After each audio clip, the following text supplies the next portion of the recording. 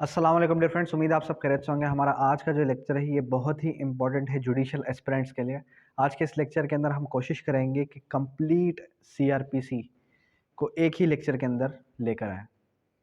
आज के इस लेक्चर का मकसद कोई सीआरपीसी को याद करना नहीं, बल्कि आज के इस लेक्चर का मकसद ये था कि हमने पूरे मंथ के अंदर जो भी सीआरपीसी पढ़ी उसका एक रिवीजन हो जाए, ठीक है, ताकि आपको सेक्शंस टॉपिक्स बंचेस में याद हो जाए। वैसे अगर हम देखें तो सीआरपीसी को एक लेक्चर के अंदर एक फ्लो के अंदर लेके आना थोड़ा सा ट्रिकी और थोड़ा सा मुश्किल है। क्यों? क्योंकि इसके अंदर एग्जीक्यूटिव पार्ट भी है और जुडिशियल पार्ट भी है।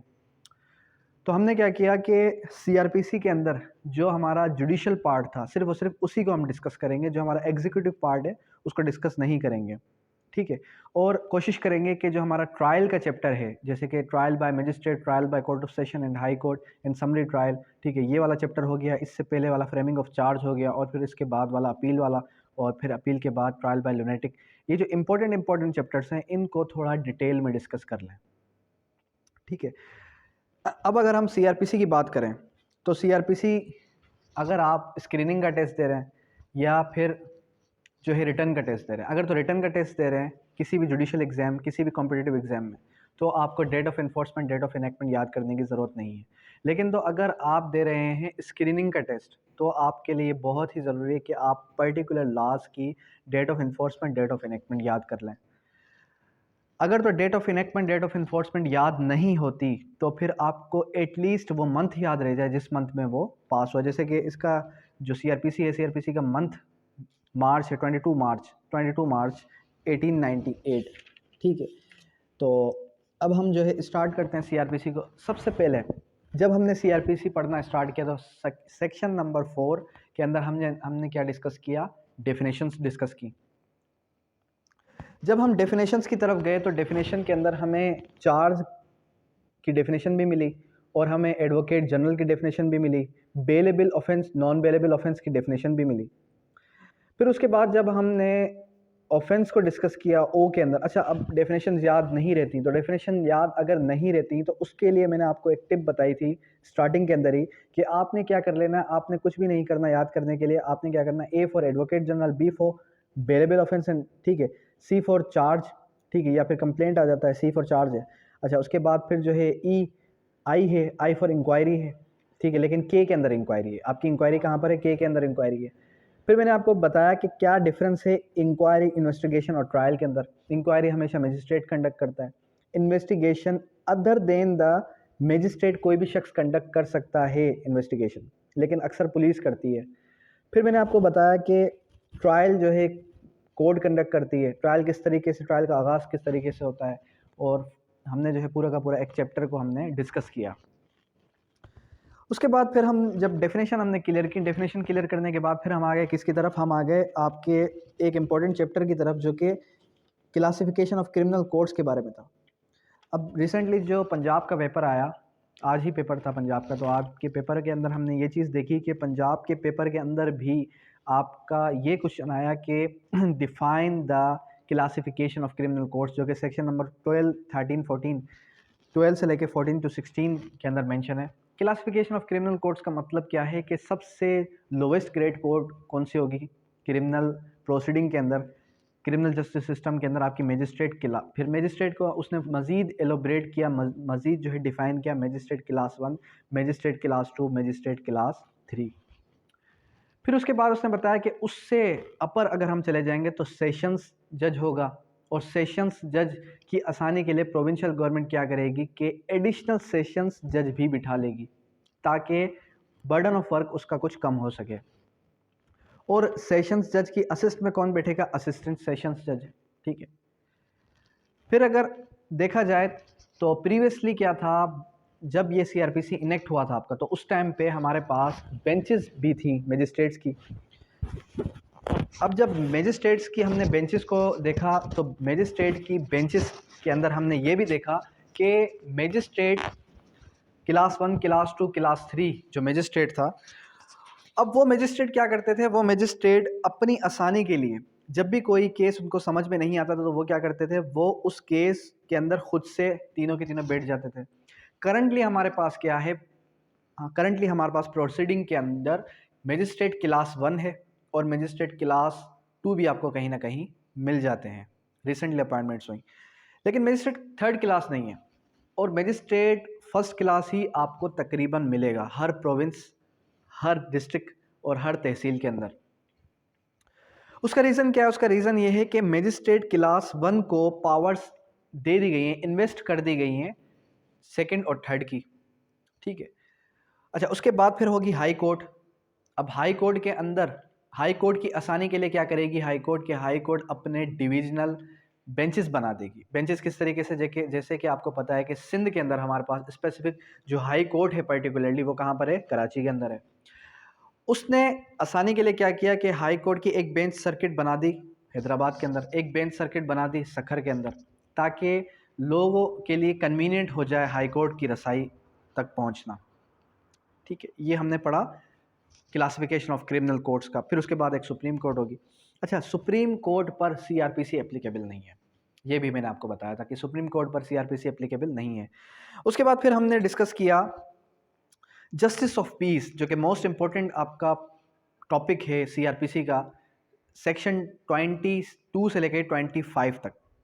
22A और बी क्या कहती है? Powers and duties of justice of peace. अक्सर हमने ये देखा कि हमारे पास करंटली प्रैक्टिस के अंदर क्या है, जस्ट क्लास 6 ही जो है पावर यूज़ की जाती है। लेकिन अगर हम देखें, अगर हम मज़ीद बुक की तरफ जाएं, बैरक की वर्डिंग को पढ़ें, तो मैं एक जो है जस्टिस ऑफ पीस के पास बहुत सारी पावर्स हैं, मोर देन 6 पावर्स हैं।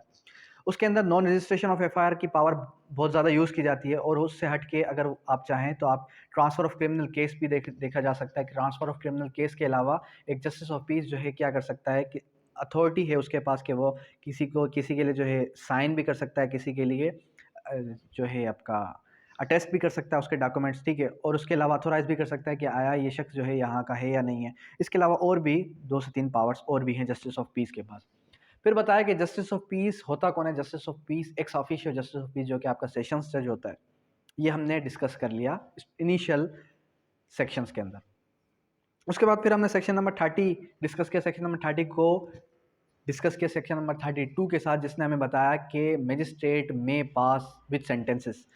मजिस्ट्रेट कौन कौन से सेंटेंसेस पास कर सकता है? पहले तो उसने बताया कि भाई 3 इयर्स के जो भी सेंटेंसेस है वो मजिस्ट्रेट पास कर सकता है। फिर उसने बताया कि 3 से लेके 7 साल तक की सजाएं पास कर सकता है, ठीक है। मतलब मैक्सिमम अगर हमने लिमिट देखी 32 के अंदर, 32 सब क्लास 2 के अंदर, तो ये बताया गया कि मजिस्ट्रेट क्या कर सकता है? मजिस्ट्रेट जो है आपका मैक्सिमम, अगर एक से ज़्यादा ऑफेंसेस भी अलेज्ड हैं एक एफआईआर के अंदर, तो वह मैक्सिमम पावर रखता है कि वो 14 ईयर्स की सज़ा दे सकता है, मतलब कि कंसेक्टिवली, ठीक है। एक ही ऑफेंस की अगर 14 साल है तो वो नहीं सुनेगा, ठीक है। फिर हमने ये डिस्कस किया कि कॉम्पिटेंस और कॉग्निजेंस में क्या फ़र्क है, ठीक है। फिर जब हम आए किसकी तरफ, कॉम्पिटेंस और कॉग्निजेंस, वो हमने डिस्कस किया था सेक्शन 190 में, ठीक है। उसके बाद हमने क्या डिस्कस किया? उसके बाद हम आ गए किसकी तरफ? Arrest how made. पुलिस के कुछ पावर्स बता दिए गए सीआरपीसी के अंडर के, अरेस्ट जनरली किस तरीके से अरेस्ट करता है, पुलिस जो है किस तरीके से किसी को अरेस्ट कर सकती है, ठीक है। और कौन कौन से प्रिकॉशंस यूज़ करेगी पुलिस किसी को अरेस्ट करने के लिए, अगर तो कोई शख्स जो है खुद से खुद को अरेस्ट करवाना चाह रहा है, और अगर कोई शख्स जो है ज़ोर ज़बरदस्ती नहीं करता, तो फिर वो शख्स, पुलिस जो है किसी भी किस्म की ज़ोर ज़बरदस्ती या फिर मारपीट नहीं करेगी उसको अरेस्ट करने के लिए। लेकिन अगर वो भागने की कोशिश करता है तो 46 सब क्लास 2 के अंदर हमें ये भी बताया गया कि अगर तो उसने कोई ऐसा ऑफेंस किया जिसकी सज़ा इम्प्रिजमेंट फॉर लाइफ या डेथ सेंटेंस है, तो उसकी डेथ भी कास्ट की जा सकती है, मतलब कि इनकाउंटर वगैरह भी किया जा सकता है अगर तो उसने कोई ऐसा ऑफेंस किया है।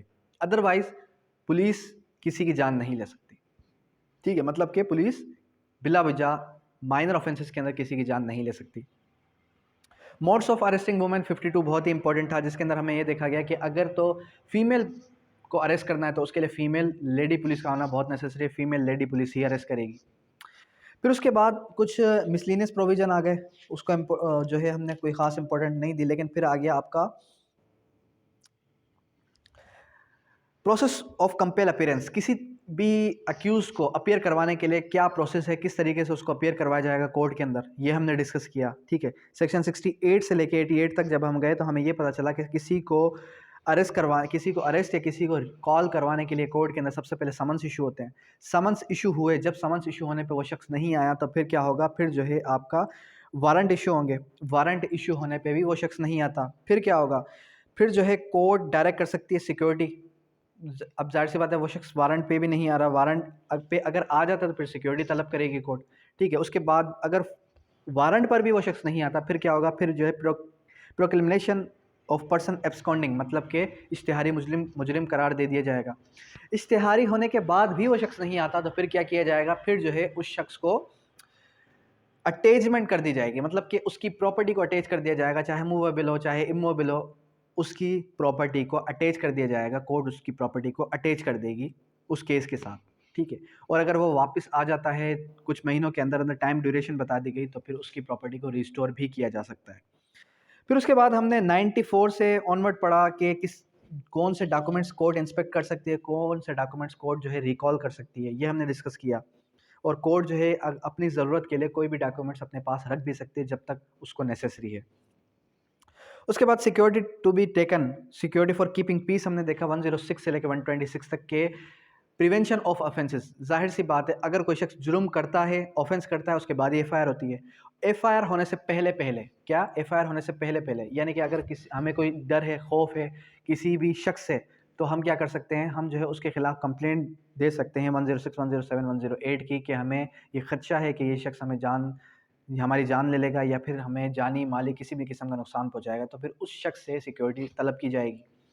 ये हमने डिस्कस किया। उसके बाद अनलॉफुल असेंबली को डिस्पर्स किस तरीके से किया जाता है। अनलॉफुल असेंबली को डिस्पर्स करने के लिए हमने ये देखा कि जाहिर सी बात है जब भी कोर्ट क्या करेगी, जब भी आपकी कोर्ट ये देखती है कि अनलॉफुल असेंबली डिक्लेयर हो गई है, तो उसको डिस्पर्स करने के लिए, उसको ख़त्म करने के लिए कोर्ट जो है कोई भी पुलिस की फ़ोर्स लेगी, और पुलिस अगर कम है तो पुलिस जो है सिविलियंस के फोर्स ले सिविलियंस की हेल्प लेंगे, और अगर सिविलियंस भी कम है तो फिर मिलिट्री की हेल्प भी ली जा सकती है।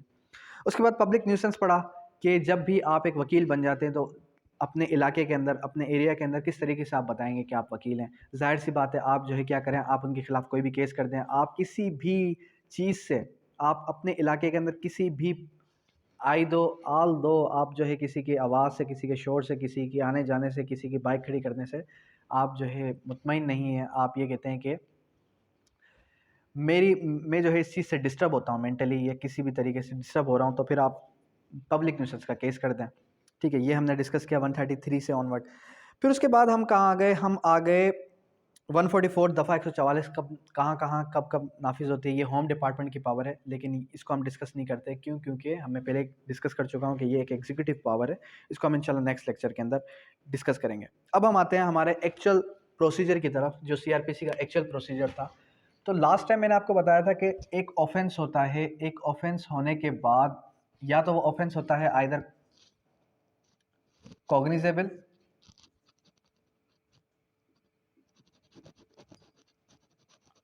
या वो होता है नॉन कॉग्निजेबल।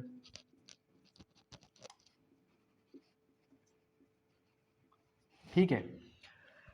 अब ऑफेंस कॉग्निजेबल होगा तो क्या होगा, नॉन कॉग्निजेबल होगा तो क्या होगा। फिर हमने ये भी देखा कि ऑफेंस या तो होता है बेलेबल या तो होता है नॉन बेलेबल।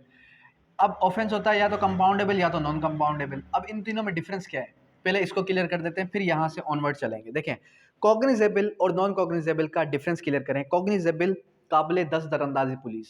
कॉग्निजेबल का मकसद क्या है, ऐसा कोई भी ऑफेंस जिस ऑफेंस के अंदर पुलिस क्या कर सकती है, पुलिस किसी को विदाउट वारंट अरेस्ट कर सकती है।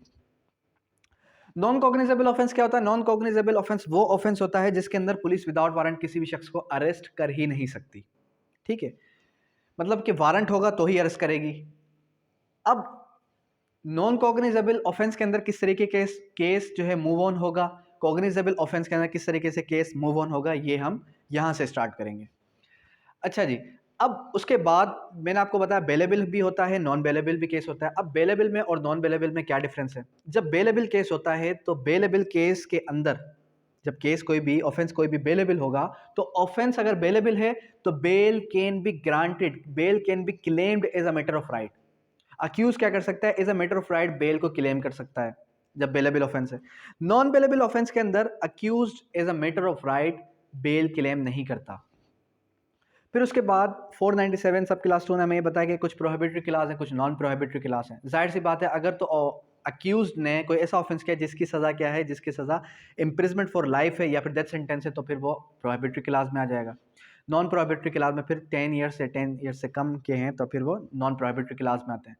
फिर प्रोहिबिटरी क्लास के अंदर या नॉन प्रोहिबिटरी क्लास के अंदर भी उसने सर्टेन एक्सेप्शंस बता दें कि अगर कोई शख्स इंसेन है, अगर कोई शख्स जो है माइनर है या फिर कोई ओल्ड एज है तो उस या प्रेग्नेंट वुमेन है तो उसको बेल ग्रांट की जा सकती है प्रोहिबिटरी क्लास के अंदर भी। ठीक है, ये हमने बेल के चैप्टर के अंदर डिस्कस किया था। अच्छा, अब कंपाउंडेबल की बात कर रहा था मैं। कंपाउंडेबल नॉन कंपाउंडेबल क्या होता है?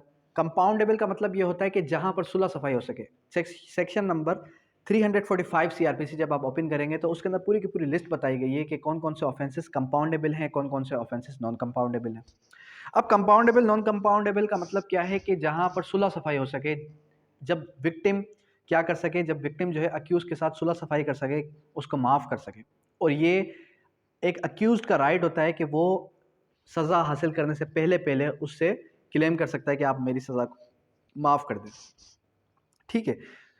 अच्छा, अब ये भी हमने डिस्कस किया था लास्ट टाइम कि जाहिर सी बात है, अगर तो एक शख्स की डेथ हो चुकी है, यानी कि एक शख्स का मर्डर हो चुका है, अगर उसके कुछ विक्टिम्स उसको माफ़ कर देते, कुछ नहीं करते, तो जब तक सारे नहीं करते तब तक कंपाउंडेबल नहीं होगा ऑफेंस, कंपाउंड नहीं होगा ऑफेंस। ठीक है, ये तीनों कॉन्सेप्ट आपको क्लियर हो गए, cognizable, non cognizable, compoundable, non compoundable, bailable, non bailable का। अब आते हैं कि जब एक ऑफेंस होता है तो ऑफेंस के कुछ इंग्रेडिएंट्स होते हैं। कौन कौन से इंग्रेडिएंट्स होते हैं? एक होता है मेंस रिया, एक्टस रिया, काजेशन, लीगैलिटी, हार्म।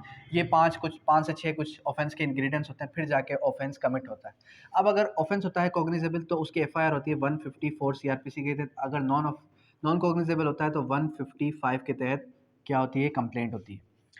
अच्छा, अगर कॉग्निजेबल होगा तो क्या होगा? मिसाल के तौर पे आपका कोई भी, मिसाल के तौर पे आपकी बाइक चोरी हो गई, आपका कोई भी पर्स गुम हो गया, कोई एनआईसी गुम हो गया, तो आप क्या करवाते हैं? रिपोर्ट जमा करवाते हैं। क्या करवाते हैं? रिपोर्ट। और रिपोर्ट को अक्सर हम जो है सिंध के अंदर ये कहते हैं कि भाई एनसी हो गई है। एनसी का वर्ड, एनसी की फुल फॉर्म क्या है? Non cognizable offence. Cognizable offence के अंदर क्या होता है कि एफआईआर कटती है। एफआईआर। अब जब एफआईआर कटती है तो FIR information of cognizable offence, cognizable case. FIR जब कटती है तो जब आपने सेक्शन नंबर 154 को ओपन किया तो 154 क्या कहता है? पुलिस टू 154 ने हमें कुछ यूं बताया कि information of cognizable offence, every information relating to the commission of cognizable offence given orally to an officer in charge of the police station shall be reduce into writing. मतलब कि police officer in charge of the police station क्या करेगा? उसको return में लिखेगा और वो sign और सील करवाएगा जो भी शख्स क्या करता है, जो भी शख्स इन्फॉर्मेशन करवाता है। First information report. First information report, FIR की फुल फॉर्म कोई फर्दर इन्फॉर्मेशन रिपोर्ट नहीं है, बल्कि क्या है? First information report. अब जाहिर सी बात है कि जब भी एफआईआर कटेगी तो एफआईआर कटने के बाद फर्दर जो है इन्वेस्टिगेशन होगी। क्या होगी? फर्दर इन्वेस्टिगेशन होगी। एफआईआर कट गई, 154 के तहत एफआईआर हो गई। अब एफआईआर होने के बाद का क्या प्रोसीजर है वो ज़रा हम देख लेते हैं। 154 के तहत एफआईआर कट गई तो उसके बाद होगी आपकी 156 के तहत इन्वेस्टिगेशन। ठीक है, इन्वेस्टिगेशन। अब जो इन्वेस्टिगेशन होगी 156 के तहत, पुलिस करेगी इन्वेस्टिगेशन, तफ्तीश करेगी उस मामले की। इन्वेस्टिगेशन होगी 156 के तहत और फिर उसके बाद 157 के procedure where cognizable offence suspected. 157 के पास अंडर क्या पुलिस के पास क्या पावर है कि जहां पर कोई भी ऑफेंस क्या हो, सस्पेक्टेड हो कि यहाँ पर कोई जुर्म होने जा रहा है, यहाँ पर कोई जुर्म हो सकता है, तो वहाँ पर पुलिस क्या कर सकती है? वहाँ पर पुलिस जो है उस जुर्म को रोकने के लिए प्रिकॉशंस ले सकती है। 155 information in non cognizable offence. 155 के तहत क्या हुआ था? Information in non cognizable offence. लेकिन उसकी इन्वेस्टिगेशन होगी आपकी 155 सब क्लास 2 के तहत, उसकी भी इन्वेस्टिगेशन हो सकती है। ठीक है, जर्नली होती नहीं है लेकिन हो सकती है, अगर आप चाहें तो करवा भी सकते हैं। उसके बाद आगे आपका नेक्स्ट प्रोविजन जो कि मोस्ट इंपॉर्टेंट प्रोविजन है वो कौन सा है? Police power to require witnesses. 160 के तहत, सेक्शन 160 के तहत क्या होता है? सेक्शन 160 के तहत विटनेसेस को कॉल किया जाता है और 161 के तहत विटनेसेस की गवाहियाँ ली जाती हैं। फिर उसके बाद 164 बहुत ही इंपॉर्टेंट है। 164 होता है कन्फेशन। ठीक है, कन्फेशन। अब ये कन्फेशन किसके सामने होता है? कन्फेशन होता है मजिस्ट्रेट के सामने। और कन्फेशन कौन करता है? अक्यूज करता है। अक्यूज से हट के अगर कोई भी स्टेटमेंट्स जो है विटनेसेस की हैं तो वो भी 164 के तहत रिकॉर्ड की जा सकती हैं, लेकिन जर्नली आपका कन्फेशन 164 के अंडर होता है। उसके बाद फिर आ जाता है आपका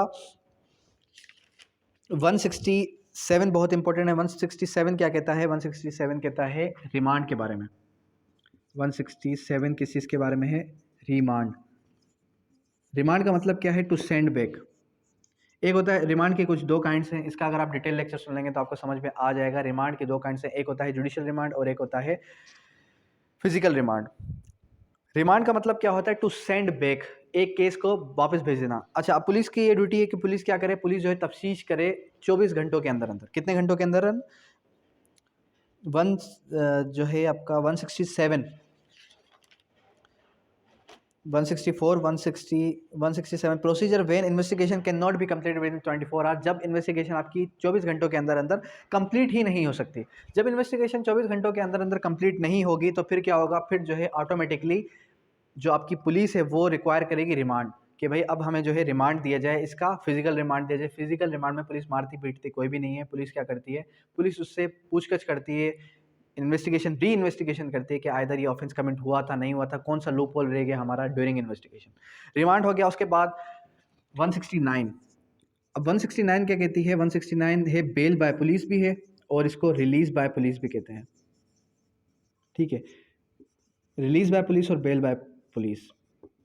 इसका मतलब क्या है? इसका मतलब ये है कि अगर पुलिस चाहे, अगर कोई भी ऐसा शख्स, अगर कोई भी सस्पेक्टेड पर्सन पुलिस स्टेशन के अंदर अंदर है, तो अगर पुलिस चाहे तो अपने पावर्स को यूज़ करते हुए उस शख्स को रिलीज़ कर सकती है कि भाई अब हमें लगता है कि आप हमारे किसी काम के नहीं है, आपने जितनी भी इंफॉर्मेशन देनी थी हमें दे दी है, अब हम आपको रिलीज़ करते हैं, तो उस शख्स को पुलिस रिलीज़ कर सकती है। ठीक हो गया।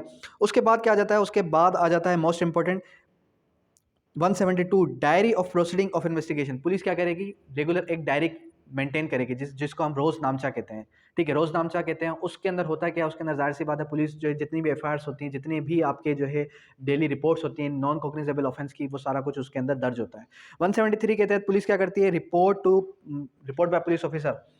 173 के तहत पुलिस ने जितनी भी इन्वेस्टिगेशन की थी, पूरी की पूरी इन्वेस्टिगेशन को रिपोर्ट की सूरत में पुलिस जो है जमा करेगी। किसके पास जमा करवाएगी? जाहिर सी बात है पुलिस जमा करवाएगी आपके कंसर्न मजिस्ट्रेट के पास, कंसर्न कोर्ट के पास। ठीक है, मजिस्ट्रेट के पास या कोर्ट के पास जब पुलिस जमा करवा देती है आपकी रिपोर्ट, दैट मीन्स कि पुलिस का काम हो गया ख़त्म, पुलिस ने इन्वेस्टिगेशन कर ली।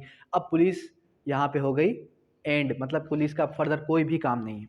अच्छा, अब जब हम बात कर रहे थे इसकी नॉन कॉग्निजेबल ऑफेंस की, तो नॉन कॉग्निजेबल ऑफेंस देखें, जस्टिस आसिफ सईद खोसा साहब की जो जजमेंट है उसके मुताबिक second FIR, third FIR, SIR, TIR band है पाकिस्तान के अंदर। अब जाहिर सी बात है जब एफआईआर तो ठीक है, लेकिन एफआईआर उसी सेम एफआईआर पर जो आपकी second FIR, third FIR band है, इसका आप डिटेल लेक्चर सुन लेंगे तो आपको मजीद समझ में आ जाएगा। लेकिन खैर, कहने का मकसद सिंपल ही मेरा इतना है कि जब एफआईआर की सेकंड और थर्ड एफआईआर बैंड हो चुकी है तो फिर अब हम क्या करें? अब हमारे पास क्या रेमेडी है? अगर तो किसी अक्यूज ने ही क्या कर दी? एफआईआर करवा दी, फिर आप चले जाएंगे किसकी तरफ? कंप्लेंट की तरफ।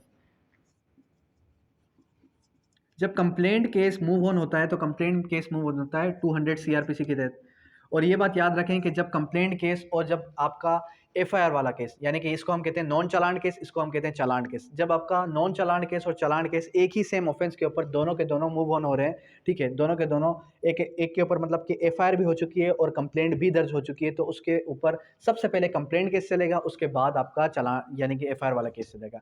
एफआईआर वाले केस को हम क्या कहते हैं? चालान केस। क्यों? क्योंकि लास्ट में जो रिपोर्ट जमा होती है उसको हम क्या कहते हैं? पुलिस क्या जमा करवाती है? चालान। ये नॉन चालान क्यों है? क्योंकि इसके अंदर पुलिस का कोई भी काम नहीं है, ये डायरेक्ट आप किसके पास जमा करवाते हैं? सीधा सीधा आप जाते हैं किसके पास? आप जाते हैं कोर्ट के पास, कंप्लेंट दर्ज करवाते हैं। ठीक है, 200 सीआरपीसी जब हमने ओपन किया, एग्जामिनेशन ऑफ कंप्लेनेंट 200 सीआरपीसी के तहत क्या होता है? एग्जामिनेशन होती है कंप्लेनेंट की, एग्जामिनेशन होती है, फिर प्रोसीजर चलता है। मजिस्ट्रेट अगर देखता है कि कोई भी केस कॉग्निजेबल ऑफेंस है तो वो डायरेक्शन देता है पुलिस को कि आप इसकी इन्वेस्टिगेशन करें। फिर 202 के तहत पोस्टपोनमेंट हो जाती है इशू ऑफ प्रोसेस की, यानी कि उस प्रोसेस को, कंप्लेंट वाले केस को क्या किया जाता है? पोस्टपोन कर दिया जाता है।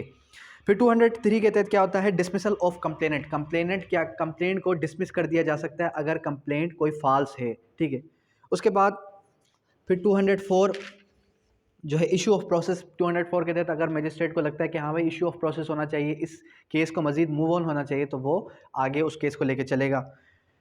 उसके बाद फिर हम आ जाते हैं फ्रेमिंग ऑफ चार्ज की तरफ। अब जाहिर सी बात है, जब पुलिस का काम हो गया ख़त्म, यहाँ पे आपके कंप्लेंट केस चल गया, तो कंप्लेंट केस चलने के बाद फिर ये कहता है कि फ्रेमिंग ऑफ चार्ज होगी। जाहिर सी बात है, जब आपका एक केस आ गया कोर्ट के अंदर, कोर्ट क्या करेगी, जाहिर सी बात है ट्रायल का आगाज़ करेगी। ट्रायल का आगाज़ करने के लिए वो क्या करेगी कि वो 241 के तहत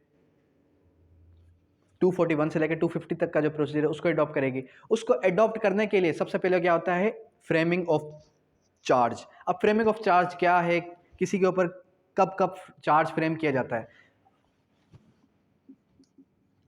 फ्रेमिंग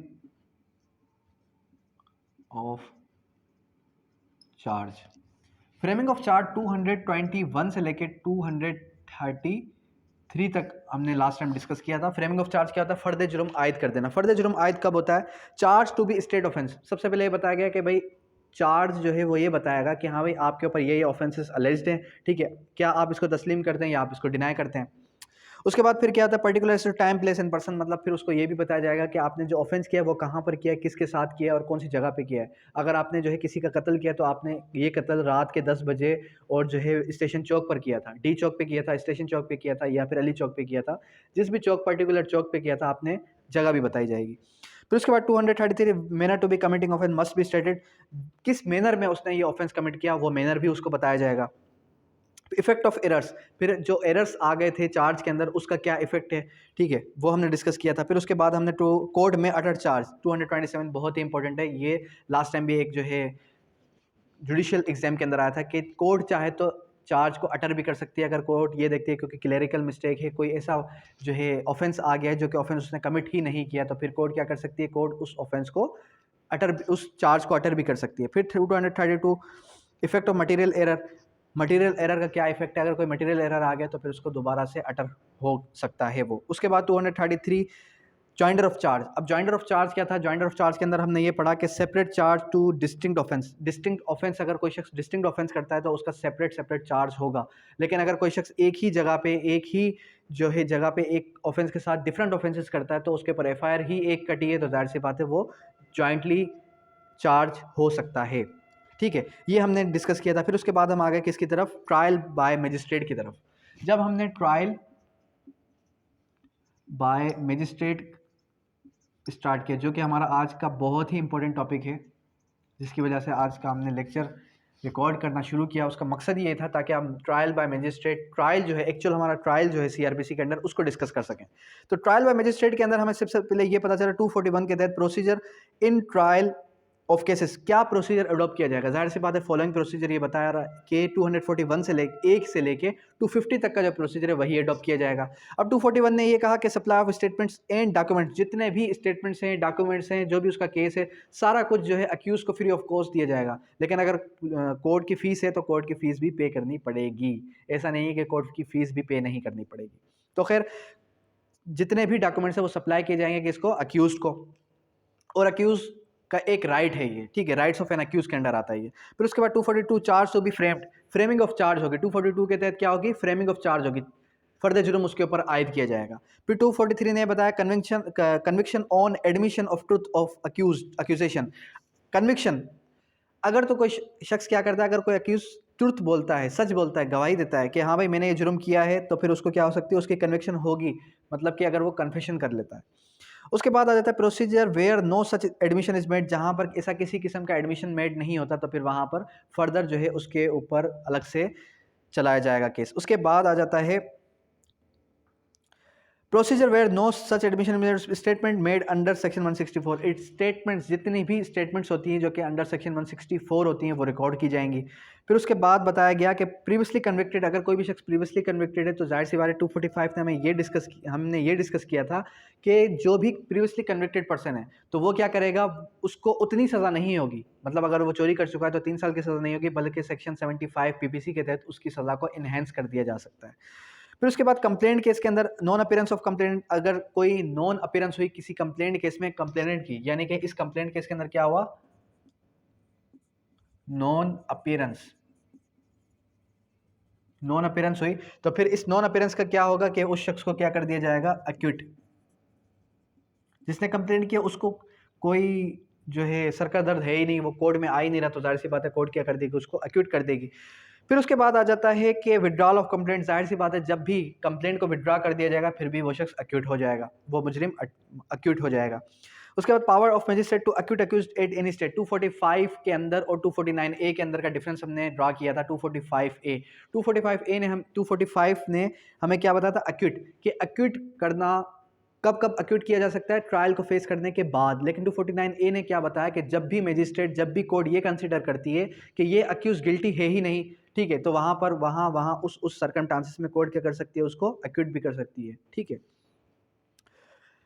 उसके बाद हमने समरी ट्रायल के बारे में डिस्कस किया कि 260 से लेकर 265 तक समरी ट्रायल, समरी ट्रायल 260 से लेकर 265 तक हमने डिस्कस किया था लास्ट टाइम।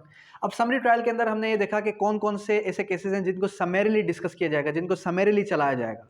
जाहिर सी बात है, जब भी कोई भी ऐसा ऑफेंस जिसकी सज़ा कितनी है, कोई भी ऐसा ऑफेंस जिसकी सज़ा 3 महीने से कम है, ठीक है, या फिर कोई भी ऐसी चोरी जो कि 10,000 से कम की चोरी हो, ठीक है, इससे हटके कोई भी ऐसा ऑफेंस जो कि फॉल करता है अंडर 260 सीआरपीसी, तो उन सारे ऑफेंसेस का जो ट्रायल है वो समरीली चला जाएगा, यानी कि वो उसकी सुनवाइयाँ भी कम होगी और वो जल्द से जल्द मुका दिया जाएगा। उसके बाद पावर टू इन्वेस्ट बेंचेस। अब ये वाला सेक्शन मैंने आपको पहले भी बताया कि बेंचेस वाला सिस्टम अब खत्म हो चुका है, अब हमारे पास बेंचेस वाला कोई भी पर्टिकुलर सिस्टम नहीं है। उसके बाद 262 प्रोसीजर प्रिस्क्राइब। उसके बाद 263 record in case where there is no appeal. जाहिर सी बात है, मैंने आपको पहले ही बताया था कि समरी केसेस के अंदर अपील लाए नहीं करते जनरली। जब हमने अपील का चैप्टर पढ़ा तो वहाँ भी मैंने आपको डिस्कस किया था कि जनरली आपके जो समरीली मैटर्स हैं, यानी कि पीटी केसेस हैं, उनके अंदर अपील लाए नहीं करती। लेकिन कुछ एक दो ऐसे भी केसेस हैं जो समरी ट्रायल के अंदर चलते हैं, लेकिन उनके ऊपर भी अपील लाए करती है। उसके बाद बताया कि record in appealable cases, appealable cases का रिकॉर्ड कोर्ट चाहे तो मेंटेन कर सकती है। और फिर हम आगे किसकी तरफ, trial before high court and court of session. अब देखें, trial before high court and court of session के अंदर मैंने थोड़ा सा ही बताया था कि भाई इन दोनों में थोड़ा सा ही फ़र्क है। अगर तो आप ट्रायल बाय मजिस्ट्रेट को अच्छे तरीके से याद कर लेते हैं, अच्छे तरीके से एक एक प्रोविज़न आपको याद हो जाता है, तो कोर्ट ऑफ सेशन का ट्रायल समझना आपके लिए बहुत ही ईजी है। सबसे पहले आपने ये याद रखना है कि 265A एक एक्स्ट्रा प्रोविजन है, किसकी, trial by court of session की। क्यों? क्योंकि इसके अंदर ये बताया जा रहा है कि जो ट्रायल होगा वो कौन लेगा, conducted by the public prosecutor, public prosecutor के अंडर होगा। अब कोर्ट ऑफ सेशन का जो ट्रायल था उसके अंदर हमने पब्लिक प्रोसिक्यूटर की कोई भी बात नहीं देखी थी, लेकिन प्रैक्टिस के अंदर तो ऐसा है। फिर उसके बाद हमने देखा कि समनिंग अप 265G को हमने देखा कि 265G जो है वो क्या है, वो एक एक्स्ट्रा प्रोविजन है trial by magistrate, trial by session की और हाई कोर्ट की, कि जितना भी जो भी प्रोसिक्यूटर और डिफेंस है उसको क्या करेगा, उस एविडेंस को, उस एग्जामिनेशन को जल्द से जल्द समन अप करेगा, जल्द से जल्द खत्म करेगा। उसके बाद 265N को हमने देखा कि हाँ भाई, ये जो प्लेस ऑफ होल्डिंग सिटिंग है उसको किस तरीके से होल्ड किया जाएगा। फिर हम आ गए 337 टेंडर ऑफ पार्डन की तरफ। अब जब हमने ये देख लिया trial by court of session, उम्मीद है आपको ट्रायल बाय सेशन और जो आपका ट्रायल बाय मजिस्ट्रेट है इसका डिफरेंस समझ में आ गया होगा मेरा लेक्चर सुनने के बाद। क्यों? क्योंकि उसके अंदर मैंने ये बताया कि ट्रायल बाय मजिस्ट्रेट अगर आपने समझ लिया है, उसके बाद अगर 2 से 3 प्रोविजंस आप समझ लेते हैं trial by court of session के, तो आपको डिफरेंशिएट ड्रा करना आ जाएगा इन दोनों में। फिर हम कहाँ आ गए, 337 में, 337 से लेकर 339 की तरफ, जो कि हमें क्या बताता है, tender of pardon. Tender of pardon क्या है? Tender of pardon to accomplice. Accomplice के बारे में मैंने सेक्शन आर्टिकल 16 कानून शहादत ऑर्डर 129B कानून शहादत ऑर्डर हमने डिस्कस किया था, जिसके अंदर हमने ये बताया कि पेशकश की जाती है। आपकी गवर्नमेंट, आपकी जो कोर्ट है वो क्या करती है, वो पेशकश करती है कि भाई अगर आपने सच बोल दिया, आपने क्या किया, आपने तुरंत बोला, एक्चुअल ऑफेंडर के खिलाफ गवाही दी आपने, तो आपको क्या कर दिया जाए, आपकी सज़ा में कमी कर दी जाएगी, या हो सकता है कि आपकी सज़ा ही माफ़ कर दी जाए। तो उसको पेशकश की जाती है, उसको क्या की जाती है, पेशकश, टेंडर कर दिया जाता है, पार्डन कर दिया जाता है, ठीक है, ये हमने डिस्कस किया। फिर उसके बाद हम क्या आ गए, हम आ गए 340 के अंदर, right of person against whom proceeding are instituted to be defendant in competence to be witness. 340 के ने हमें सिंपली एक जनरल प्रोविजंस हमने डिस्कस की थी, general provisions as to inquiries and trial के अंदर, कि भाई जो 340 सेक्शन है ना, ये बहुत ही इंपॉर्टेंट है। 340 सेक्शन क्यों इंपॉर्टेंट है? 340 सेक्शन ने हमें सिंपली इतना बताया कि भाई कोई भी शख्स अपने दिफा के लिए, अपने डिफेंस के लिए बोल सकता है। अपने दिफा के लिए, अपने डिफेंस के लिए क्या कर सकता है, बोल सकता है। आल दो प्लीडर के थ्रू भी, आल दो खुद के लिए भी, यानी कि जाहिर सी बात है मैं देख रहा हूँ कि ये पूरी की पूरी प्रोसीडिंग ही मेरे खिलाफ चल रही है, तो मैं अपने दिफा के अंदर, अपने बचाव के अंदर बोल सकता हूँ। उसके बाद फिर 341 के जहां पर अक्यूज्ड अंडरस्टैंड नहीं कर पाता, 341 ने क्या बताया, procedure accused can not understand proceedings. ठीक है, जहां पर अक्यूज प्रोसीडिंग को समझ ही नहीं पा रहा, ऐसा कोई ऑफेंस है जहां पर अक्यूज को समझ भी नहीं आ रहा, या अब इसका क्या मतलब, इसका मतलब ये है सिंपली कि वो डम्प एंड डीफ है, वो गुंगा बहरा शख्स है। फिर क्या होगा, 341 के तहत उसकी कार्रवाई होगी, 341 के तहत उसकी प्रोसीडिंग का आगाज होगा। उसके बाद कहाँ आ गए, उसके बाद हम आ गए power to examine the accused. Court के पास पावर है 342 के तहत, कोर्ट जब चाहे किसी भी अक्यूज को एग्जामाइन कर सकती है। कोर्ट क्या कर सकती है, जब चाहे किसी भी अक्यूज को एग्जामाइन कर सकती है। अच्छा, एक बहुत ही इंपॉर्टेंट चैप्टर मिस हो गया मुझसे, कौन सा, कॉग्निजेंस के बारे में, कॉग्निजेंस के बारे में, जो कि 190 से लेके 195 तक का था। इस चैप्टर के अगर हमने डिस्कस किया हो तो इस चैप्टर के अंदर हमने क्या क्या डिस्कस किया था, ये जरा देख लें हम। तो इस चैप्टर के अंदर हमें बताया गया cognizance of offences by magistrate, magistrate किन किन ऑफेंसेस के अंदर कॉग्निजेंस ले सकता है। फिर 190 सब क्लास 2, 190 सब क्लास 2 के अंदर मजिस्ट्रेट क्या करता है, मजिस्ट्रेट जो है केस को भेज देता है किसके पास, कोर्ट ऑफ सेशन के पास।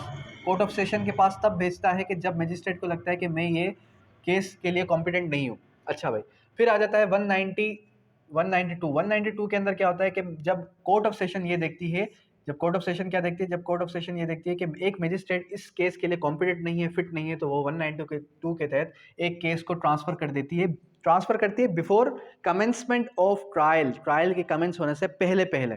ठीक है, 192 ये कहता है, मतलब 192 पावर है कोर्ट ऑफ सेशन की, और 190 सब क्लास 2 पावर है किसकी, मजिस्ट्रेट की। फिर हम कहाँ आ गए थे, हम कहाँ पहुंचे थे, हम पहुंचे थे 342 में। उसके बाद 342 के बाद कुछ मिसलिनियस प्रोविजंस हमने डिस्कस की। फिर हम कहाँ आ गए, mode of recording evidence. Mode of recording evidence के अंदर 353 बहुत इंपॉर्टेंट था, जो हमें, जिसने हमें बताया कि evidence to be taken in presence of accused, evidence 353 ने हमें ये बताया कि evidence to be taken in presence of accused के, देखें ना सीआरपीसी के अंदर तकरीबन आपको 10 से 12 या तकरीबन 10 से 15 ऐसे राइट्स मिलेंगे जो कि राइट्स ऑफ द अक्यूज्ड के अंदर फॉल करते हैं, जो किस में फॉल करते हैं, राइट्स ऑफ द अक्यूज के अंदर। तो manner of recording evidence, evidence किस तरीके से रिकॉर्ड किया जाएगा, एविडेंस रिकॉर्ड करने का मैनर क्या होगा, ये हमने पढ़ा।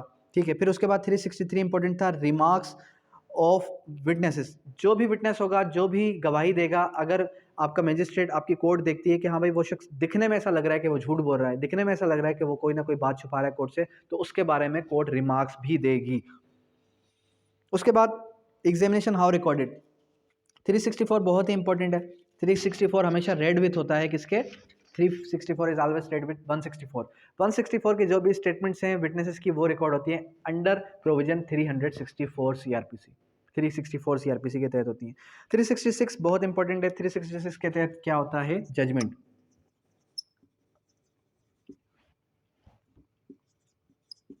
थ्री 366 ने हमें ये बताया कि जब एविडेंस रिकॉर्ड हो जाएंगे तो एविडेंस रिकॉर्ड होने के बाद जजमेंट दी जाएगी।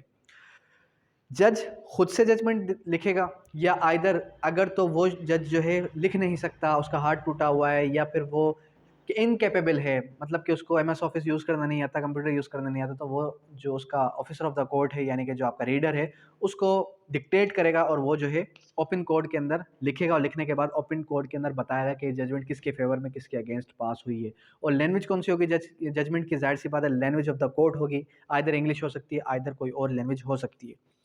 फिर उसके बाद आ जाता है submission of sentence and confirmation. फिर 374 से लेकर 380 तक हमने ये देखा कि कोर्ट क्या करेगी, कोर्ट ऑफ मजिस्ट्रेट जब भी कोई सेंटेंस पास करेगी, किसको सेंटेंस पास करती है किसी भी अक्यूज के खिलाफ, तो वो क्या करेगी, वो जो है कंफर्म करेगी। अच्छा, एक होता है कंफर्मेशन, और एक होता है कंफर्मेशन, और एक होता है सबमिशन। अब दोनों में फ़र्क क्या है, सबमिशन, एक सबमिशन वो वर्ड है जिसका मैंने आपको लास्ट टाइम भी ये बताया था कि सबमिशन इज़ डेट वर्ड, कि जहाँ पर इजाज़त लेने के बाद कोई सेंटेंस पास किया जाए, इजाज़त लेने के बाद कोई सेंटेंस पास किया जाए, और सेंटेंस पास करने के बाद अगर इजाज़त ली जाए तो वो होती है कन्फर्मेशन। ठीक है, तो कोर्ट कब कब कन्फर्म करेगी? जाहिर सी बात है, अगर तो कोई डेथ सेंटेंस पास कर दिया है, अगर तो कोई जो है आपकी लाइफ इम्प्रिजनमेंट पास कर दिया, तो फिर उसके बाद सेशंस कोर्ट ऑफ सेशन क्या कर सकती है, आपके हाई कोर्ट से कंफर्म करवा सकती है। ये हमने डिस्कस किया। फिर उसके बाद एग्जीक्यूशन के बारे में हमने देखा कि execution in order pass by the 376 और पोस्टपोनमेंट की जा सकती है सेंटेंस की। अब जाहिर सी बात है, हमने ये देखा कि जब एग्जीक्यूशन का टाइम आता है, एग्जीक्यूशन मतलब कि अमल दरामद का टाइम आता है, एग्जीक्यूटिव कोर्ट वही कोर्ट क्या करेगी, उस सेंटेंस को एग्जीक्यूट करवा के देगी, यानी कि उसको सज़ा दिलवा के देगी। यानी कि अगर डेथ सेंटेंस है तो उसकी सज़ा मिलेगी उसको इस तारीख को या उस तारीख को। उसके बाद फिर हमने ये देखा कि पोस्टपोनमेंट ऑफ प्रेग्नेंट वुमेन, ये बहुत ही इंपॉर्टेंट प्रोविजन था कि जिसके अंदर हमें ये पता चला कि अगर कोई भी फीमेल प्रेग्नेंट है तो उसकी सज़ा को पोस्टपोन कर दिया जा सकता है जब तक उसका बच्चा पैदा नहीं हो जाता और जब तक वो बच्चा 3 से 4 साल का नहीं हो जाता। ठीक है, फिर उसके बाद ये सारे के सारे इंपॉर्टेंट ये चैप्टर कंप्लीट हुआ। फिर उसके बाद आ गया suspension, रेमिशन and computation of the sentence. 401 402 CrPC हमने देखा। 401 और 402 सीआरपीसी के अंदर क्या देखा, सस्पेंशन कि कोर्ट के पास कब कब पावर है सस्पेंड करने की, लेकिन हमें यह पता चला कि सस्पेंशन की पावर और रेमिशन की पावर किसके पास है, आपकी गवर्नमेंट के पास। आपकी प्रोविंशियल गवर्नमेंट चाहे तो किसी की सज़ा कम कर सकती है, किसी भी मुजरिम की सज़ा कम कर सकती है, आइदर उसकी सज़ा लाइफ इम्प्रिजमेंट ही क्यों ना हो। अब वो कम कब कब करेगी, जाहिर सी बात है, अगर वो कोई ऐसा काम कर रहा है कि जिससे बाहर वालों को फ़ायदा हो रहा है, ब्लड बैंक ओपन कर लिया उसने, तो इससे क्या होगा, इससे बाहर वालों को अगर फ़ायदा हो रहा है एक मुजरिम की वजह से, तो उसकी सज़ा को कम किया जा सकता है। फिर ब्लैक वारंट के बारे में हमने पढ़ा कि अगर मर्सी पिटीशन कब दाखिल की जाती है, मर्सी पिटीशन यानी कि जब आप डेथ सेंटेंस पास हो चुका है आपके खिलाफ, एक अक्यूज़ के खिलाफ। जब एक अक्यूज़ के खिलाफ डेथ सेंटेंस पास हो जाए तो डेथ सेंटेंस पास होने के बाद वो अक्यूज़ क्या कर सकता है, वो अक्यूज़ जो है मर्सी पिटीशन दाखिल कर सकता है प्रेसिडेंट को, यानी कि लास्ट ऑप्शन बचती है प्रेसिडेंट के पास मर्सी पिटीशन दाखिल करने की। ठीक है, उसके बाद फिर क्या हमने डिस्कस किया, उसके बाद हमने डबल जियोपर्डी, बहुत ही इंपॉर्टेंट प्रोविजन डिस्कस किया था, डबल जियोपर्डी 403 सीआरपीसी। 403 सीआरपीसी ने हमें ये बताया है डबल जियोपर्डी, इसके क्रॉस रेफरेंसेस भी देखे थे, जैसे कि सेक्शन 11 सीपीसी और आर्टिकल 58 कानून शहादत ऑर्डर, और इसके अलावा आपका आ गया सेक्शन 26 जर्नल क्लासेस एक्ट और article 13 constitution of Pakistan. Double jeopardy ये कहता है, डबल जियोपर्डी का जो प्रिंसिपल है वो हमें सिंपली इतना बताता है कि अगर कोई भी शख्स एक ऑफेंस करता है, ठीक है, उस ऑफेंस के ऊपर उसका जो ट्रायल चलाया गया, मैजिस्ट्रेरियल ट्रायल चलने के बाद फिर क्या होता है कि फिर अल्टरेशन होती है, फिर मैजिस्ट्रेट को ऐसा लगता है कि भाई रीट्रायल होना चाहिए। क्या होना चाहिए, रीट्रायल का भी हमने पढ़ा था ना, रीट्रायल डिनोवो ट्रायल होना चाहिए, क्योंकि मैजिस्ट्रेट ने अपना ट्रायल सही तरीके से कंडक्ट नहीं किया। अब जब रीट्रायल होता है, एक शख्स हो जाता है इसके अंदर कन्विक्ट, एक शख्स हो जाता है इसके अंदर एक्यूट। तो जब एक शख्स एक्यूट हो गया, तो एक्यूट या कन्विक्ट होने के बाद उसके बाद उसके ऊपर दोबारा से ट्रायल नहीं चलाया जा सकता, ठीक है, ये हमने पढ़ा था डबल जियोपर्डी का प्रिंसिपल सिंपल इतना कहता है कि अ पर्सन वंस एक्यूटेड और convicted can not be tried for the same offence. ठीक है, लेकिन सर्टेन इसकी एक्सेप्शन भी थी, वो भी मैंने आपके साथ डिस्कस की थी। फिर उसके बाद हमने क्या डिस्कस किया, उसके बाद हम आ गए अपील के चैप्टर की तरफ कि अपील कब कब लाए करेगी। हमने देखा कि अपील कहाँ कहाँ लाए करती है, अपील कौन कौन से केसेस के अंदर लाए करती है। सबसे पहले तो याद रखें कि पीटी केसेस के अंदर अपील लाए नहीं करती, फिर अपील लाए कहाँ करती है, कह रहा है कि unless otherwise provided no appeal lies. उसके बाद 411 A appeal from sentence of high court के पास आप अपील कब लाए कर सकते हैं। ठीक है, फर्स्ट अपील कब होती है, सेकंड अपील कब होती है, ये हमने सारा कुछ अपील के चैप्टर के अंदर डिस्कस किया। उसके बाद हम कहाँ आ गए, उसके बाद हम आ गए रिवीजन की तरफ। रिवीजन के अंदर हमने ये देखा कि जहाँ पर अपील लाए नहीं करती वहाँ पर रिवीजन लाए करेगी, और रिवीजन कब लाए करेगी, कि जब कोई भी कोर्ट अपनी जुरिस्डिक्शन से ओवर राइड कर जाए, जब कोई भी कोर्ट क्या कर जाए, अपनी जुरिस्डिक्शन से ओवरराइड कर जाए निगरानी। क्या हमने डिस्कस किया रिवीजन के बारे में। तो रिवीजन के अंदर हमने ये देखा कि सेल्फ एक्शन से भी हो सकता है और application of the aggrieved party से भी हो सकता है, लेकिन अपील में क्या था, अपील में सिर्फ और सिर्फ by the aggrieved party he appeal करती है, और अपील करने के बाद या तो उस सज़ा को कन्विक्शन में या तो उस सज़ा को एक्विटल में बदला जा सकता है, लेकिन सज़ा को बढ़ाया नहीं जा सकता। ये आपने याद रखना है कि अपील में कभी भी सज़ा बढ़ती नहीं है, बल्कि या तो सज़ा कम होती है या तो सज़ा ज़्यादा होती है, या तो कन्विक्शन टू एक्विटल और एक्विटल टू कन्विक्शन हो जाती है। रिवीजन के अंदर हमने ये देखा कि भाई जब भी कोर्ट रिवीजन करेगी, जब भी कोर्ट के अंदर रिवीजन होगी, तो पार्टीज़ के पास ये राइट नहीं है कि पार्टीज़ जो है एविडेंस कॉल कर सकें, पार्टीज़ अपने आप का दिफा कर सकें। उसके बाद फिर हम आ गए ट्रायल बाय लुनेटिक। 364 को हमने डिस्कस किया ट्रायल बाय लुनेटिक को, कि अगर कोई शख्स पागल है at the time of facing trial, at the time of facing trial अगर कोई शख्स क्या है, लुनेटिक है, तो लुनेटिक शख्स है जो कि at the time of facing trial अगर लुनेटिक है, पागल है, इडियट है, ठीक है, तो उस शख्स का ट्रायल अंडर लुनेटिक ट्रायल चलाया जाएगा और उसको अपॉर्चुनिटी दी जाएगी। अपॉर्चुनिटी क्या दी जाएगी? अपॉर्चुनिटी सिंपली यही होगी कि उसके ट्रायल को पोस्टपोन कर दिया जाएगा और लुनेटिक असाइलम में भेजा जाएगा, यानी कि पागल खाने में भेजा जाएगा, ठीक है। और उसके बाद जब वो बिल्कुल सही हो जाता है, जब कोर्ट को ऐसा लगता है कि अब इस केस को दोबारा से रीओपन करना चाहिए और इस अक्यूज़ को दोबारा से बुलाना चाहिए, तो कोर्ट क्या करेगी? कोर्ट उस अक्यूज़ को दोबारा से बुलाएगी। और अक्यूज़ को दोबारा से बुलाने के बाद क्या होगा? अक्यूज़ को दोबारा से बुलाने के बाद सिंपली इतना होगा कि उसका ट्रायल दोबारा से रिकमेंस होगा, उसका ट्रायल दोबारा से चलाया जाएगा। ये हमने डिस्कस किया था लुनेटिक ट्रायल के अंदर। फिर हम कहाँ आ गए? फिर हम आ गए कुछ मिसलिनियस प्रोविजंस को हमने डिस्कस किया। 491 को डिस्कस किया कि हेबियस कॉर्पस कब, हेबियस कॉर्पस की रिट जो है कब इशू की जाती है। 491 सीआरपीसी को हमने डिस्कस किया। 491 सीआरपीसी क्या था कि जब भी कोई शख्स इल्लीगली डिटेन्ड हो, ठीक है, तो हम 199 कॉन्स्टिट्यूशन ऑफ पाकिस्तान के तहत एक जो है रिट दाखिल करते हैं उसकी हाई कोर्ट के अंदर 491 सीआरपीसी की। 491 सीआरपीसी क्या है कि डायरेक्शन दी जाती है पुलिस को कि आप इस शख्स को प्रेजेंट करें, हैबियस कॉर्पस मतलब टू हैव हिज बॉडी, इसकी बॉडी को प्रेजेंट करें कोर्ट में। उसके बाद पब्लिक प्रोसिक्यूटर को हमने डिस्कस किया 492 से ऑनवर्ड के पब्लिक प्रोसिक्यूटर होगा हर डिवीजन के अंदर, हर डिस्ट्रिक्ट के अंदर, और उसके क्या क्या फंक्शंस हैं, वो जो है गवर्नमेंट को किस तरीके से प्लीड करेगा प्रोसिक्यूटर साइड को। फिर आगे 496 से ऑनवर्ड बेल के अंदर के बेल क्या है, बेल लेबल ऑफेंस क्या है, नॉन बेलेबल ऑफेंस क्या है। बेलेबल ऑफेंस वो है जहां पर bail as a matter of right claim की जाती है, ठीक है। जहां पर bail as a matter of right claim की जाएगी वो होता है बेलेबल ऑफेंस। जहां पर bail as a matter of right claim नहीं की जा सकती वो होता है नॉन बेलेबल ऑफेंस। अब नॉन बेलेबल ऑफेंस के अंदर भी कुछ प्रोहिबिटरी क्लास हैं, कुछ नॉन प्रोहिबिटरी क्लास हैं। किस तरीके से कि नॉन बेलेबल ऑफेंस के जनरली नॉन बेलेबल ऑफेंस के अंदर बेल ग्रांट नहीं होती, लेकिन हो भी जाती है। असल वकील तो वो है जो कि non bailable offence prohibitory class के अंदर बेल करवा सके। तो खैर ऐसे भी आपको वकील मिलेंगे। अच्छा, आप कहने का मकसद ये है कि नॉन प्रोहिबिटरी और प्रोहिबिटरी का मतलब क्या है? प्रोहिबिटरी क्लास वो होता है जहां पर कोर्ट क्या करे, प्रोहिबिट कर दे कि इसको बेल नहीं देनी। प्रोहिबिट कब करेगी? जब ऐसा देखा जाए कि उसकी जो सज़ा है वो लाइफ इम्प्रिजमेंट है या फिर डेथ सेंटेंस है, तो जाहिर सी बात है उसको जर्नली बेल ग्रांट नहीं होगी। लेकिन अगर वो शख्स क्या हो, बूढ़ा हो, माइनर हो, प्रेग्नेंट वुमेन हो, तो उसको भी बेल ग्रांट हो जाएगी। ये हमने देखा। फिर हमने 498 के अंदर देखा power to direct bail bail और रिडक्शन ऑफ बेल, कि कब कब एडमिशन होगी, कब कब रिडक्शन होगी बेल की। उसके बाद 499 बेल ऑफ अक्यूज श्योरिटीज, जब बेल किसी भी शख्स की बेल तलब की जाएगी, कोई भी शख्स अगर बेल के लिए अप्लाई करता है तो वो श्योरिटीज जमा करवाता है, बेल बॉन्ड जमा करवाता है।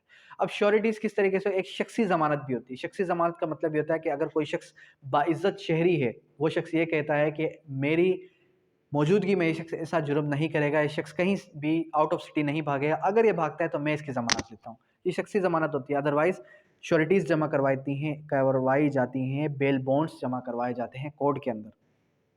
उसके बाद 503 से ऑनवर्ड हमने देखा dispense when attendance of witnesses में be dispense with. Attendance of witness को डिस्पेंस विद कब किया जा सकता है? जाहिर सी बात है जब आपका विटनेस नहीं आ रहा कोर्ट के अंदर विटनेस ही नहीं आ रहा, और विटनेस या तो ये कहते हैं कि मिसाल के तौर पे कि मैं आ ही नहीं सकता, मेरी कोई इलनेस है या एक्सपेक्टेड, तो फिर उसकी जगह पे आजकल आपको पता है मॉडर्न डिवाइसेस का दौर है, तो आप उस विटनेस को एज वीडियो कॉल पर भी ले सकते हैं। अब उसके बाद फिर हमने देखा कि 529 530 529 530 इंपॉर्टेंट था। 529 से लेके 530 30 CRPC irregularities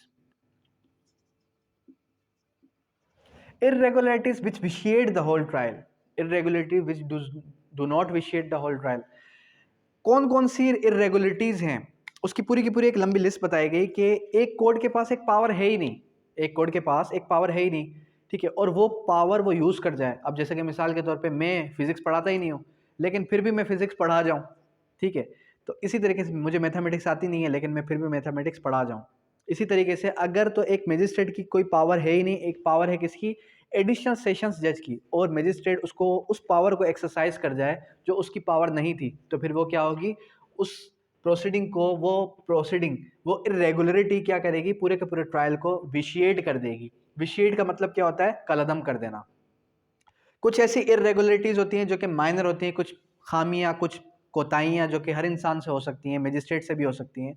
तो अगर कोई भी ऐसी किस्म की कोई कमी कोताही है जो कि मजिस्ट्रेट से हो जाती है, ठीक है, जर्नली होनी नहीं चाहिए थी लेकिन फिर भी मजिस्ट्रेट से कोई ऐसी कमी कोताही हो गई, ठीक है, तो वो कमी कोताही जो मजिस्ट्रेट से हुई जो कि होनी नहीं चाहिए थी, अगर तो मजिस्ट्रेट क्या करता है, मजिस्ट्रेट ये देखता है कि मिसाल के तौर पे विटनेसेस को कुछ दिन बाद बुलाना था, पहले बुला लिया, या फिर कोई भी ऐसी कमी कोताही जो कि मजिस्ट्रेट से हो जाती है, तो फिर वो कलअदम नहीं करती पूरे के पूरे ट्रायल को, यानी कि which do not vitiate the whole trial, वो इरेगुलरिटीज जो कि पूरे के पूरे ट्रायल को विशिएट नहीं करती।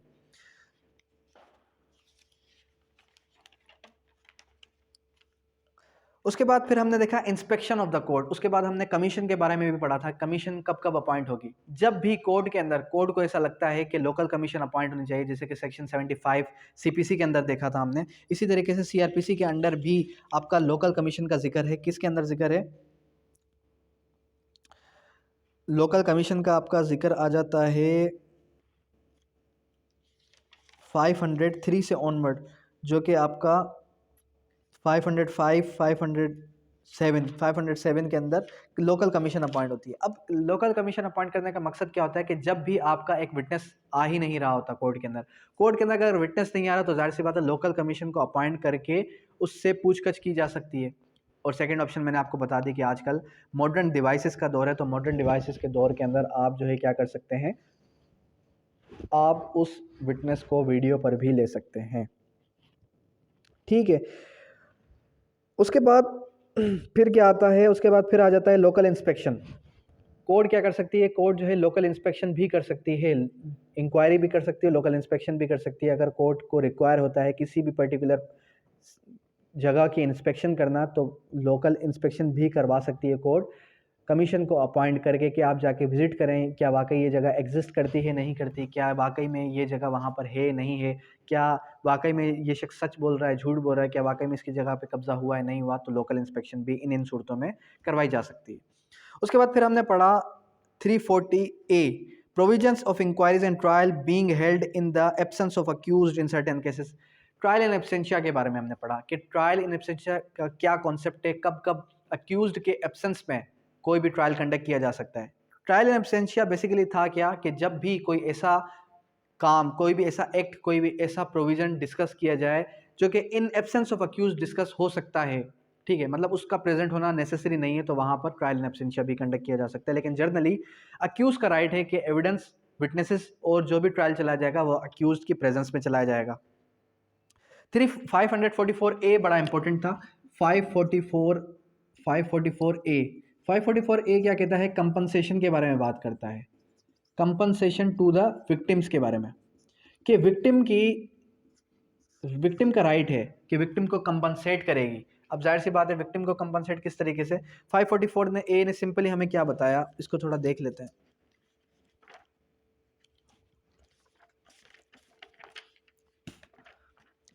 544A, अगर कोई शख्स मर गया है, whenever the person is convicted of an offence of the commission death, hurt, injury, तो उसको कंपनसेट करेगा। कौन कंपनसेट करेगा भाई, जाहिर सी बात है आपका एक अक्यूज पर्सन कंपनसेट करेगा विक्टिम को, यानी कि विक्टिम कंपनसेशन के बारे में बात की जा रही है। फिर उसके बाद मोस्ट इंपॉर्टेंट सेक्शन जो हमारा एक रह गया वो कौन सा था, 561A CRPC। 561A CRPC, हाँ 561A CRPC बहुत ही इंपॉर्टेंट है। 561A CRPC 561A CRPC क्या है? Inherent power of high court. अब आप अक्सर कंफ्यूज होते हैं कि 561A CRPC और 151 CPC में क्या डिफरेंस है। तो देखें 151 CPC में 2x की स्पीड में 1.5x की स्पीड में चला हूँ आज, ठीक है। तो आपको स्पीड बढ़ाने की ज़रूरत नहीं है। क्यों? क्योंकि मुझे पता था कि ये लेक्चर 2.5 से 3 घंटे वाला भी हो सकता है, इसलिए मैंने जितना स्पीड में कर सकता था, जितना इसको शॉर्ट कर सकता था, उतना मैंने शॉर्ट किया है। आज के लेक्चर का मकसद सिर्फ सिंपल इतना था ताकि आपको मैंने जो पूरा CRPC पढ़ाया है उसका एक रिवीजन हो जाए। अच्छा खैर, तो इन दोनों में डिफरेंस क्या था? इन दोनों में डिफरेंस का मकसद सिंपल इतना था कि 561A CRPC क्या है? Inherent power of the high court है, क्रिमिनल हाई कोर्ट, ठीक है। उसके बाद एक पावर है किसकी? 151 CPC की। जो 151 CPC है वो है inherent power of the civil courts, all civil courts, ठीक है। अब 561A CRPC के अंदर कब कब एक्सरसाइज, जब भी कोई एग्जीक्यूटिव ऑर्डर पास हो जाता है, जब भी कोई एग्जीक्यूटिव ऑर्डर पास हो जाता है तो उसके खिलाफ हम जो है क्या करते हैं, हम कोई अपील या रिवीजन फाइल नहीं करते, हम 561A CRPC फाइल करते हैं। मिसाल के तौर पे FIR लॉन्च हो गई, FIR लॉन्च होने के बाद हमें क्वैश करवानी है, FIR को ख़त्म करवाना है, तो 561A के तहत हम FIR को क्वैश करवाएंगे, because it is an executive order. ये एक एग्जीक्यूटिव ऑर्डर पास हुआ है, तो इसके खिलाफ हम कहाँ जा सकते हैं? 561A के तहत हम उसको क्वैश करवा सकते हैं, ठीक है। अच्छा, अब उसके बाद क्या है? अब उसके बाद 561A CRPC हो गया, 56025, ठीक है। अब उसके बाद क्या करना है आपने? इस पूरे के पूरे CRPC को पढ़ना किस तरीके से? इस पूरे के पूरे CRPC के अंदर के जो भी आपके इंपॉर्टेंट चैप्टर्स हैं, जैसे कि मैंने आपको बताया इन्वेस्टिगेशन का चैप्टर था, इन्वेस्टिगेशन चैप्टर के अंदर जो इंपॉर्टेंट सेक्शंस थे, मैंने सिर्फ लाइट ईयर व्यू लिया है, मैंने कोई डिटेल में नहीं गया। अगर मैं एक भी चैप्टर के अंदर अगर मैं डिटेल में चला जाता आज, तो आपका ये लेक्चर 4 घंटे तक भी जा सकता था, और मुझे पता है ये बहुत ही बोरिंग हो जाता, और फिर कोई भी स्टूडेंट इसको ना सुनता। जाहिर सी बात है, फिर स्टूडेंट्स यही कहते हैं कि सर ये तो बड़ा ही लेंदी लेक्चर है, तो फिर इसको सुनने से अच्छा हम जो है ये खुद से ही सेल्फ स्टडी क्यों ना कर लें। तो कहने का मकसद क्या है कि इस लेक्चर को बनाने का मकसद सिंपल इतना था ताकि आपको एटलीस्ट बंचेस में पता चल जाए कि कौन सा चैप्टर इंपॉर्टेंट है, कौन सा चैप्टर इंपॉर्टेंट नहीं है, किस चैप्टर के अंदर हमने क्या क्या डिस्कस किया था। एटलीस्ट अगर आपको ये हावनाव भी हो जाती है आज के लेक्चर की वजह से कि किस लेक्चर के अंदर हमने क्या डिस्कस किया, क्या नहीं डिस्कस किया, तो भी मोर देन इनफ है। जैसे कि मैंने आपको बताया कि सबसे पहले ऑफेंस होता है, ऑफेंस के 5 इंग्रेडिएंट्स है, उसके बाद फिर कॉग्निजेबल है, नॉन कॉग्निजेबल है, उसके बाद फिर जो है इन्वेस्टिगेशन का पूरा चैप्टर मैंने आपको बताया। लेकिन डिटेल में आपने क्या करना है? आपने वो वाला लेक्चर सुन लेना है जो कि डिटेल में मैंने आपको इन्वेस्टिगेशन चैप्टर 14 डिस्कस किया था। अच्छा भाई, चैप्टर नंबर 14 हमने डिस्कस कर लिया, उसके बाद फिर हम कहाँ चले गए? हम चले गए ट्रायल की तरफ, मतलब कंप्लेंट केस की तरफ, कि कंप्लेंट किस तरीके से दर्ज हुई, कंप्लेंट के रिलेवेंट प्रोविजंस कौन कौन से हैं। फिर फ्रेमिंग ऑफ चार्ज के बारे में देखा। इंपॉर्टेंट में इंपॉर्टेंट जो आपका मेन दिल है ना CRPC की, वो क्या है? ट्रायल। ट्रायल का आगाज होना, ट्रायल का इनिशिएट होना। ट्रायल के इनिशिएट होने से पहले पहले क्या है? कॉग्निजेंस होती है 190 के तहत। 190 के तहत आपका कोर्ट किस तरीके से कॉग्निजेंस लेता है, किस तरीके से उसको मूव ऑन करता है, वो सारा कुछ हमने यहाँ देखा।